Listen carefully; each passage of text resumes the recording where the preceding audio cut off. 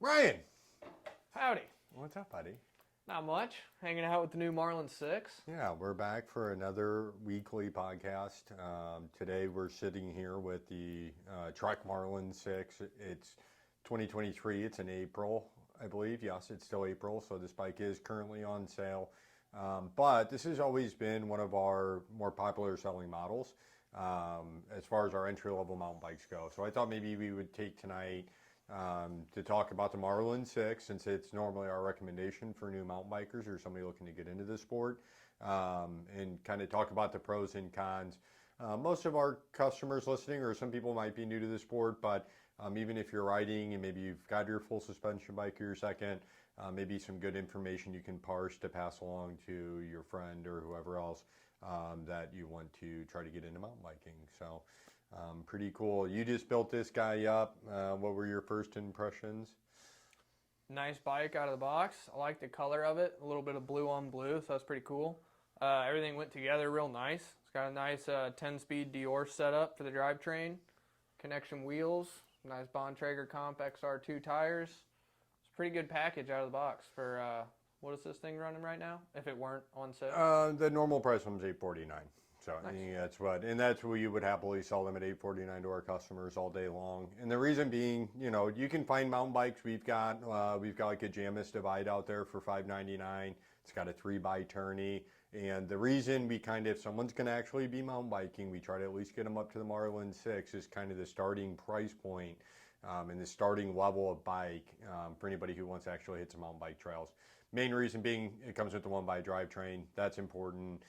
It's Shimano. That's also important. When we're talking about bikes where we're trying to, keep pricing down, some of those components, whether it's micro shipped, aren't going to function as well as Shimano. So it is nice we get a good, reliable Shimano drivetrain. That is an 11-speed, isn't it? It's a 10-speed with 10 a speed. clutch derailleur. So, but 46 tooth cassette on that now, right? Looks like it. Yeah, it's 46. So that's a nice thing. Shimano with the 10 speeds. I think it's been for about 2 years now. They've went from the max range or max tooth at 42. Now they all go up to 46. So that's really handy. So you're going to have a 46 tooth basically if you're walking behind somebody slowly going up a hill. You would be able to pedal behind them if they were walking at normal pace. You would be able to pedal behind them without running into them too many times. Maybe you could do it for fun if you wanted to, but you wouldn't. You could pedal behind them if you wanted to not be a disturbance. That's a good reference for like that 42 to 46, how much of a difference that makes. Yeah, and 29-inch wheels on this bike, so you can fit up to a 2.4-inch tire. This is the Marlin 6 is non-boost, so this is just standard hub spacing. So you cannot really fit much bigger tire than that. On the fork, maybe you could clear a slightly bigger tire, but there's no reason to risk that. I would recommend this has got the XR2s on. That's kind of Trek's cross-country tread pattern. You can go up to like an XR4, like a 2.4-inch XR4 if you want something a little bit beefier, or jump over the Maxxis line of tires. And that's one of the big, I think, when we're talking entry-level bikes, obviously it's got a really solid drivetrain. That's good. It's got 29-inch wheels. The engagement, flick the engagement on that. Yeah. So the engagement on the hub isn't crazy, but it's, we're kind of ratchet a little bit. So, it's an entry-level wheel set, which is why the bike's $850. But you are getting a hydraulic disc brake. So the nice thing about going with the Marlin 6, so in store, we've always carried the Marlin 6. We don't carry the 7. Typically, we'll order it for anybody, but we don't keep them in store. We don't keep the 5s in store typically, unless maybe it's for a kid or something like that. Typically, the Marlin 6, we kind of meet, as far as performance upgrades go, you can step up to the 7, maybe get a little bit lighter coil fork, but you're still going to be on a coil fork. So I think for our customers, if it depends, if we've got a customer who's like, well, I don't know if I'll like mountain biking, so I don't want to spend $3,000 on a full suspension mountain bike or something crazy like that. Just want to get a hardtail. I like to go here because it keeps them under $1,000, so you're not having a huge investment into the bike. And then if they decide like, oh, I do like this, then, if you go to sell that bike, you're not going to lose as much money on it. Opposed to if you buy an $1,100 Marlin 7 and you've still got a coil fork, you're going to outgrow it just as fast as you are the 6. Except for now, you're going to have to take a bigger loss, or now you've already invested more. That should have went towards your second bike. So be careful of that. Anytime we sell a Marlin, I go through the conversation. This bike is not to be upgraded. Right. With the straight steer tube for one. Most of your sub $1,000 bikes, whether it's Trek, Jamis, any of the other brands out there, they're all typically going to have a straight steer. So it's really going to limit your ability to upgrade down the road. At best, on a 29-inch fork, you're going to find 120 mil like Judy or something in a straight steer, and it's going to cost you $300 and something. And then you're going to realize very quickly, once you upgrade the fork, and be like, okay, I need to go tubeless now. And then you're going to be like, oh darn, these aren't tubeless ready rims. So then you're going to spend $400 on tubeless ready rims.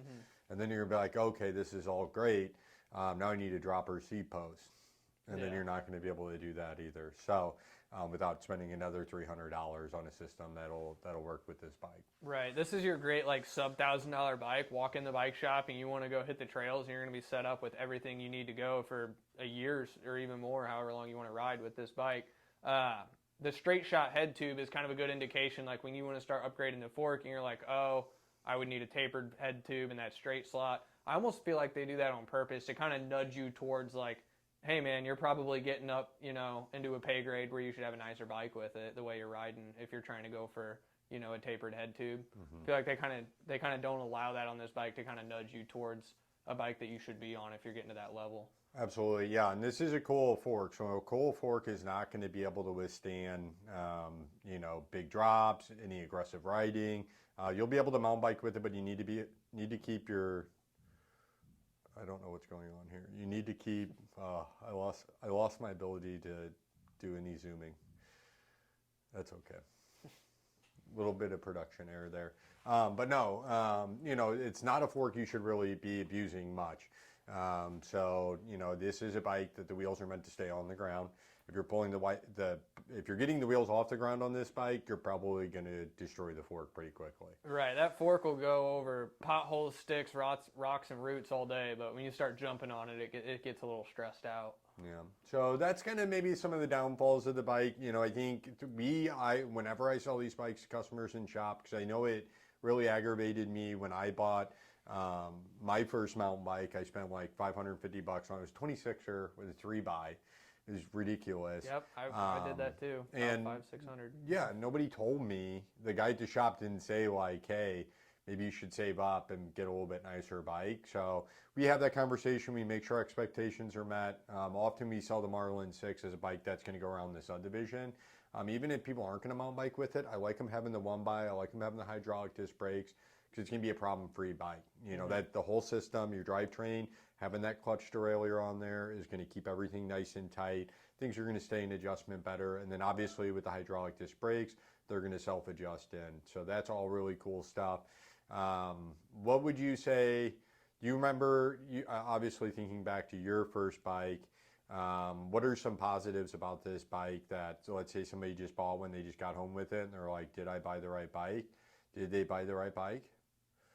With this bike, I would say so, yeah, because for the reasons we've mentioned, you got the 1x and the clutch derailleur and 10-speed drivetrain, Shimano Dior. Those are all things that would never have came on our first mountain bikes that we got. No. So pretty sweet to see that, reaching down into the entry-level market to actually have nice components for people getting started. Yeah, even my first full suspension bike, it had a 3x on it as well, and I had to put it was a Shimano 1x9.5, so we had a 10-speed Shimano Dior clutch or derailleur, and then I had a 9-speed shifter, and then a 9-speed extended 42-tooth cassette, and the pull ratios all worked out to where, and a 6 mil spacer on the cable itself on the derailleur. Nice. Somehow all the math worked out, and that thing shifted like a dream for a very long time. Wow. But that's how I got my one by somehow. Right, but see, like it was difficult to do all that with a So starting crazy. bike. You got to fiddle with stuff, make sure pull ratios are right. Whereas this, you can walk out the door and be set. Yeah, and yeah, so it's a really awesome bike. You think, you know, if you're getting into the sport, and this is also a good choice because, you know, like we had a customer that went home with a hardtail tonight, and the reason he ended up, he was looking at possibly going with the Jamis Faultline A2. It's $19.99, great deal. The hardtail was only a couple $100 cheaper, so he's really leaning towards that full suspension. And then ultimately he decided, I'm going to go ahead and get my hardtail, my entry-level bike, hone his skills in a little bit, and get used to riding so he can really figure out, okay, well, when I buy my full suspension bike, I'm not going to buy that entry-level full suspension. I'm going to skip ahead. You know, I want to know what I'm looking for. So he got the hardtail, saved a little bit of cash up front. He's going to develop his skills, and then probably over the next year he'll do it. And that's typically the timeline we see with these hardtail mountain bikes, entry-level mountain bikes. Customers will typically buy them, and within a year they're buying their full suspension bike. But it's not the $2,000 one. It's typically the $3,000 or $4,000 one, because if you're new to mountain biking and you're looking at a Marlin 6, maybe you haven't had a chance to ride much. Once you do get out on the trail, you're going to fall in love with it, and then money will mean nothing to you anymore. You'll stop any other bad addictions you have, because all you'll do is, I think it's very similar to like rock climbing. You're a big rock climber. I think one of the draws with rock climbing, especially if you boulder, is you're thinking about a problem all the time. So like you do something, you can't get it done. So then all night you're thinking about, like, you know, how to get there, how did you get it done? So I think, you know, mountain biking is that same way. As soon as you get off your bike, you're at home, you're watching YouTube videos like this one. You want to hear more about your bike, how you can improve your riding. So it becomes a pretty hardcore addiction. And you know, like I said, expect if you buy a Marlin 6, if you get into mountain biking, you're going to be upgrading that in about a year.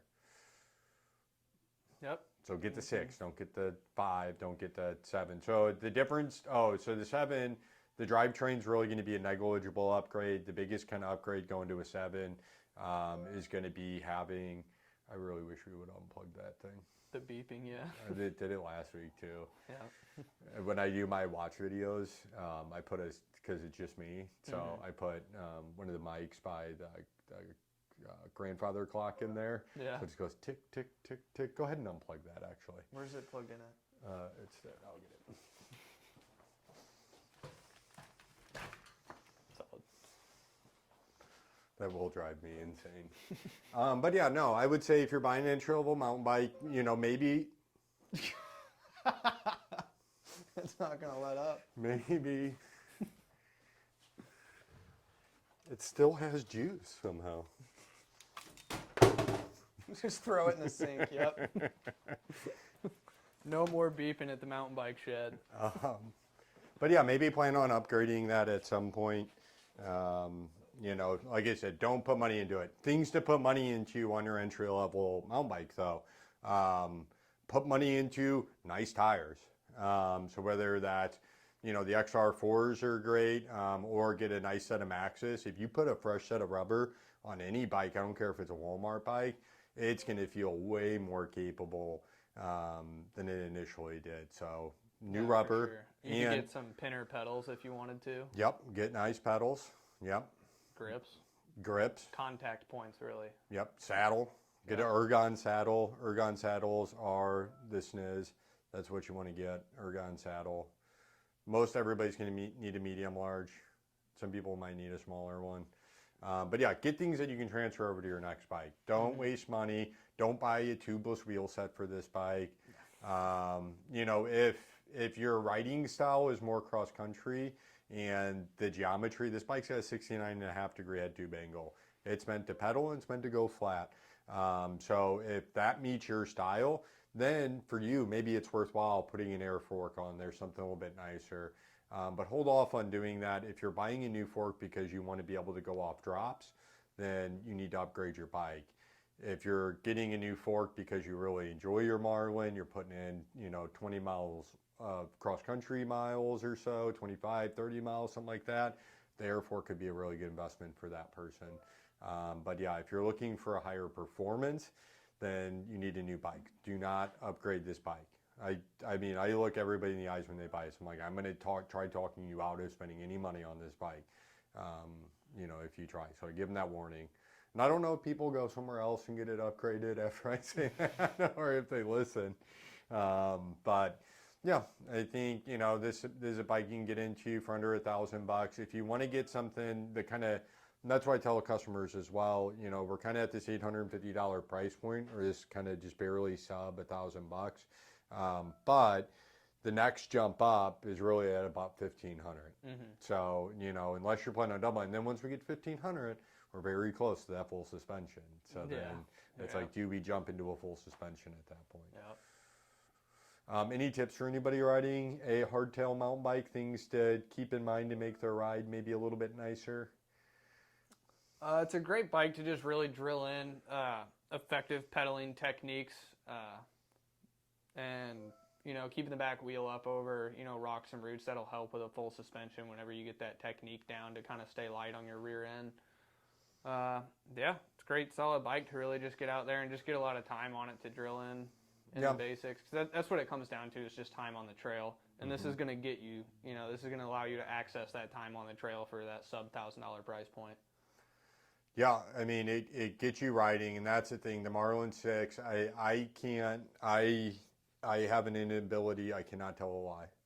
I'm like Jim Carrey from that movie or whatever, but I literally cannot. So, like, if there's downfalls on a bike and I'm talking to you about it, you're going to know about them. I'm not going to be able to hide that. I don't hide any of the downfalls with this bike. We always talk with our customers about the fork. It's got Tektro brakes, which are better than the Marlin 5. The Marlin 5 has like radiuses. This isn't a real name of a brake, so I'm not sure what they're doing on that bike. They're hydraulic, so they work okay.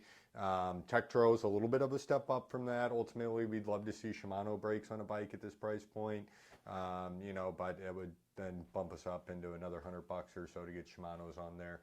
The brakes, they're effective for the speeds this bike should be traveling at.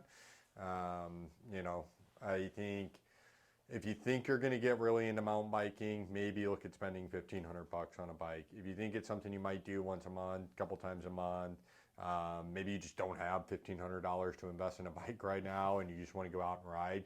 It's a Trek bike. It's got a nice frame with a lifetime warranty. It's got a solid 1x10 Shimano drivetrain. You've got hydraulic disc brakes from Tektro, which come on hundreds of thousands of bikes under $1,200. Suntour fork. Your parts are all going to have at least a 1-year warranty on them. Your drivetrain's going to have a 2-year warranty. But this can be a solid bike that you can go out and mountain bike every weekend, get used to it, find out if you love it, and then again, maybe upgrade things: tires, saddle, grips, pedals. Get yourself upgraded, get your tools, get a good helmet, get nice riding shoes, knee pads, gloves. Spend the money on yourself. Let this bike be a vehicle to get you out in the woods, but maybe focus on it went to a screensaver. But maybe, invest the stuff you can take with you, or stuff you put on you is going to be, nice pair. Today I was looking at eyewear from Tifosi. So nice pair of cycling glasses can make a really big difference in your ride. Good pair of chamois. We sell Benice chamois. We've got an extra pouch on the front. That's going to make a big difference as far as how comfortable your ride is. So don't sink money into your entry-level mountain bike. Ride it as is. Improve things like tires, things you can take with you, or disposable things. Don't try to upgrade the drivetrain. Don't try to upgrade the fork. Don't put an expensive dropper on it. If you get to the top of a steep hill, get off your bike, drop the seat, move on. Do that. Invest in yourself. Spend the money on you. And then start thinking about what's important for you for your next bike. So buy a Marlin 5? No, buy a Marlin 6. But if people got extra money, they like to throw it around, should they just buy a Marlin 7? You could. You could. The fork's going to be half the weight. It would actually be a little bit nicer. So yeah, if you got the money, then a Marlin 7 is probably a little bit better idea. But the Marlin 6 will be sold all day long. We were happy to sell it to. I'm always stoked when we get one out the door, because I know our customers are starting off on a neat journey. And unlike me, who was on my 3x drivetrain, walking my bike out of the woods every other ride, this is going to be reliable enough to get a ride done for you, get you fall in love with it. Yep. Solid bike. Do you have any particular, not to do with the Marlin 5, or the Marlin 6 here, but do you have any advice for a new mountain biker? What's the one thing you wish somebody would have told you about when you started mountain biking that you don't, that, like, my one thing would be like, A, chamois, but B, that you don't have to wear underwear under your chamois. If you wear a chamois, you probably don't wear a chamois, but Not really, no. yeah, because you're a BMX guy. Yeah, my thing, I guess, I got into mountain biking because I came from the motocross and BMX background, and so I just wanted to go straight for like the gnarliest, coolest stuff and rip downhills. And I even moved out to Arizona, which has some of the best downhill trails in the world, and realized over time more and more that over half of mountain biking is about, being able to pedal right, being able to climb good, because, what goes up must come down, but first you have to go up. So everything's all about climbing. Even when I go out to Castlewood, I'm just like, yep, this is why I like drilling, pedaling techniques, and it's a great bike for it. Yeah, no, you bring up a great point. And that's, again, with the customer earlier today that opted away from the full suspension for that hardtail. It was, get your basics done. You'll learn to unweight your bike. You'll learn how to pedal. You'll learn how to kind of pick lines a little bit better because you'll have to on this. If you do jump in right off the hop with a full suspension bike, then you kind of miss learning a lot of those really important kind of skills on the bike, as far as whether it's unweighting wheels, moving around on the bike, all these things that your full suspension bike can kind of bail you out of. So, yeah, get your hardtail, have fun, quit looking at the black screen that I keep showing everybody, and tune in. We are coming up in maybe 5 days or possibly 6. I don't know how many days are in this month. But on the first of every month at 8 p.m., we do a giveaway. We're giving away a Garmin 4Runner 55 this month. People can either make a purchase in-store or online to get entered. That gets you entry. Or if you find the pin post on social media, you can either tag a friend on Instagram or share the post on Facebook, and you'll get entry as well. You do have to be in the live chat on Instagram or Facebook when we draw your name at 8 p.m. on the first of every month to win. So really, you guys have like a 1 in 20 chance of winning, because only like 20, 30 people show up to that. We call up to 5 names. So I'm stopping at 5 this time. If I don't call a winner in 5 names, then no one gets a prize. Maybe we should carry it over to the following month. Yeah, or we'll just do a better prize the next month, a bigger prize. Yeah. So, all right, guys. Well, we'll catch you next week.